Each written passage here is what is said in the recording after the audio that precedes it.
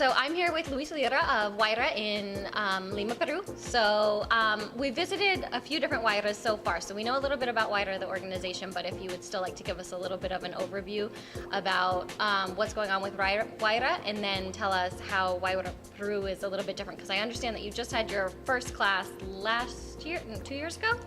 Yes. Yeah, so I'd love to hear what's different with the Peruvian ecosystem as opposed to some of the other places I've visited and the people I've talked to so far. Okay, well, Wayra as itself is a startup already, because it has only 2 years in the market, 2 years and a half in the market. So we're very young, we're growing with the ecosystem. We had 2 promotions, 2 classes graduated already. One graduated on 2012, the other one just graduated a couple months ago, on May. We have already 30 startups being accelerated, or already have been accelerated by Wayra. We are in our 3rd class here. The ecosystem is growing, it's blooming. It's very poor as of right now, but it's receiving a lot of attention from all over the world. I got meetings with people from all over the world that want to start funding startups here, or want to start companies here. So I think that the startup ecosystem, the IT business here in Peru is gonna grow big. Wayra started, as you may know, as a new venture from Telefónica, that found that there were a lot of talented people here living in Latin America that could do something very big. Could build up a company very big, but they didn't have the means or the resources to start something here. Right. So they usually go to Silicon Valley or somewhere in the States to get funding and to start companies. So the president of Telefónica said, hey, why are you doing this here if you could do it back home?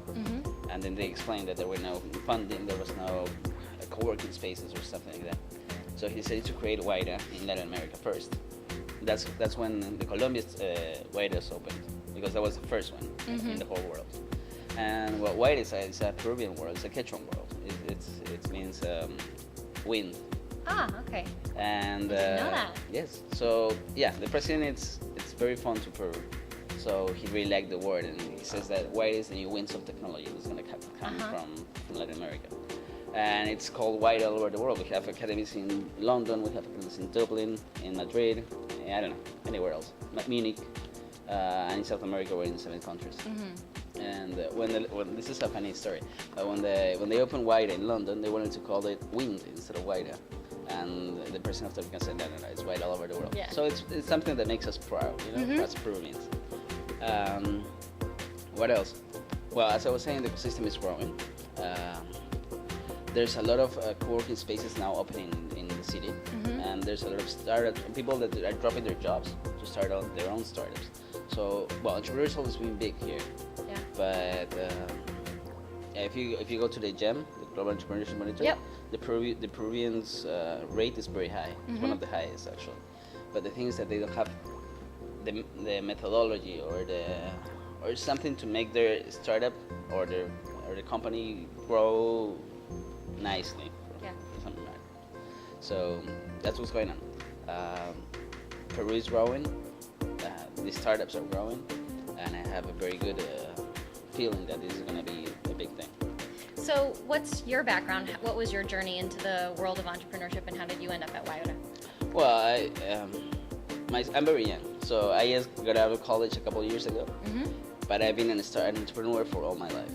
I started companies when I was in school, small companies, you know, and right after I graduated from college, I had a company that sells beanies. Okay, and well, I dropped that because of different matters, and I got called by people from Wayra to get into a temporary position here. And I liked the idea because I didn't want to work for anyone, but I really liked the entrepreneur system. So I was like, okay, here I'm gonna learn being in a company, but working with entrepreneurs. So I liked it. And after a few months, I got an offer in a steady position here, and I loved it. And I'm here for like a year and a half now. So almost since the beginning of Wayra Peru. Awesome. So what would you say, obviously, since the world is so interconnected now, as you well know, since Wayra is all over, you know, Latin America and Europe, why would an entrepreneur want to start a business here in Peru or even Lima as opposed to anywhere else that they could open their company? Okay, well, as I said, the market here is very small, so there's a lot of opportunities to do here. Yeah. But at the same time, as it's small, you have to focus not only on Peru, you have to focus mostly on the Pacific Rim. That's what we call it. And what we tell all our startups is that they have to think in Peru, Colombia, and Chile at least. If you add up all these countries, you have a Mexico. So if you think about those two, they have a Brazil. So it's a big place to start a company.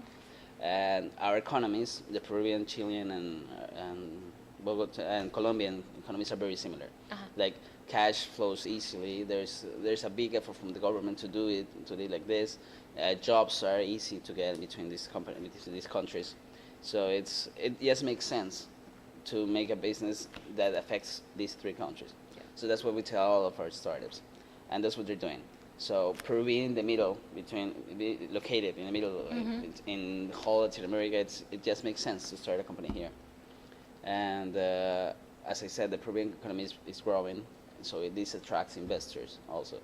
So I think it's just the ecosystem. It's setting up for you to start a company here. So that's actually one thing that I've heard from a couple of people here in Lima that is the opposite of what I've heard in other countries. It seems like there's not a huge problem with access to capital here. Is that accurate or? No, it's not. It's hard to get money here, but not for early stages. I mean, there's a big effort from the government to start a startup Chile. They're going to start like a startup Peru or something like that. So it's going to give a lot of money to entrepreneurs as well. But they're doing it based on the experience of Wayra Chile and some experience from Colombia, the Colombian government. Yep. So they're building their own model. It's supposed to be very good, and it is hard to get capital here. I mean, only from private equity, only 2 of our companies received second round financing. So it's really hard, but still. There's a good opportunity to get capital here. If you know how to do your job and you know how to show your attraction to investors, there are people that are going to invest in you. Awesome. So then what would you say, and it might be access to capital, but what would you say is the toughest part of being an entrepreneur here in Lima? We already said why somebody might want to come here, but why would somebody potentially want to avoid Lima as a place to start a company? Sure. Well, the capital is one thing.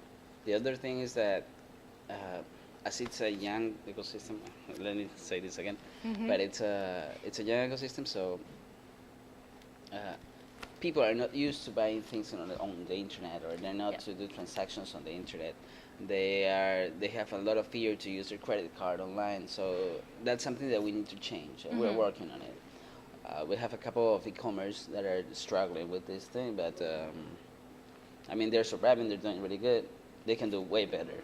But it's something that it needs to grow with time. There's this company from Rocket Internet, the big company from Germany. They have a company here called Lima, which is supposed to be like the Amazon for Latin America. Okay. And they're struggling with their sales too, being as big as they are and having all the investment that they have. But that's how it's supposed to be in the beginning. And when the bubble bursts, when everyone knows how to use the internet, I mean, and I know that companies like stores in the street are from the past, they're not from the future. Right. And whenever everyone changes their mindset, you want to be there.